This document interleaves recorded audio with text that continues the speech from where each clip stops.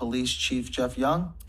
Yes, sir. I would have read this earlier, but I didn't get it in right after Scott in public comments. But over the past few weeks, we've faced incredible challenges, witnessing firsthand the devastation caused by Hurricanes Helene and Milton, both on television and right here in our own community of Tarpon Springs. The destruction has been heartbreaking. While I feel fortunate that the impact of Hurricane Milton wasn't as severe as initially forecasted for our city, I'm deeply grateful to all the city staff who worked tirelessly at the EOC, to our police, fire, public works, public services, planning, building, IT, and all the departments for their unwavering dedication before, during, and after both storms. Your commitment and service has been invaluable. I also want to thank Senator Scott for his calls. He called before and after the storm to check on the status of our city and what we needed. Senator Rubio's office called as well. Congresswoman Anna Paulina Luna and her staff for their ongoing support. But one person that really stepped up and shined for me was State Representative Adam Anderson. I was getting calls from him as well as from Ryan Quarterbaum up at the hospital. The power was out. Representative Anderson worked through the state EOC up there tirelessly to make sure that power was restored to the hospital so Ryan and his people could get back to serving the community as quickly as possible. So I really wanted to thank him for that and also for bringing the fuel up to SPC. That was an effort that he worked directly with the governor on, making sure that that asset was up here for the residents to help ease the anxiety, just like Ms. Taylor was talking about at the fuel pumps that everybody in the community was seeing and stuff. So I'm really appreciative of that as well.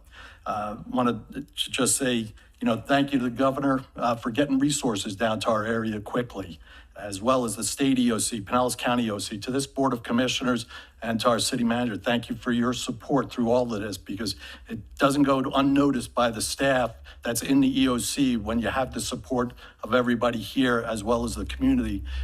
Our people inside the EOC and especially for our troops out on the roads, public works crews and the public services crews, their homes were also flooded and they're devastated, but they're here serving. And that's a tough thing, as I heard some talking about when your family goes away, but you're here. Your mind might be someplace else, but your heart's here and putting in the work. So it's very much appreciated by all of the directors and the departments. And I really appreciate hearing the citizens talk about that, because we're citizens too, and people's hearts are broken because their own homes, and seeing your homes and businesses devastated hurts. I really want to thank all those that stepped up after the storm, helping. And that list is long. You hear about the Funk and also World Food Challenge and stuff and others ones like that. But one thing that I didn't hear anybody talk about was the linemen from Duke Energy and all over the country that came down to Florida to get our power back on quickly, because without power, it's no fun being there, right? And especially in Florida. And so to all those linemen and power companies that were coming down here from everywhere, thank you. And to all those crews and debris companies, even though it will never be quick enough for any of us, we appreciate the efforts that y'all are doing for us to get our city, our county, and our state back up to where it needs to be. Most importantly, to the residents and business owners affected by these storms in Tarpon Springs, Pinellas County, across Florida and beyond, our thoughts and prayers are with you all.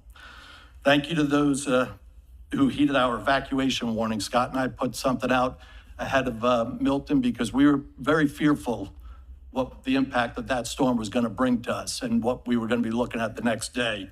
And I think that we didn't get as many calls for help during Milton as Scott and I were expecting, because people listened and they evacuated.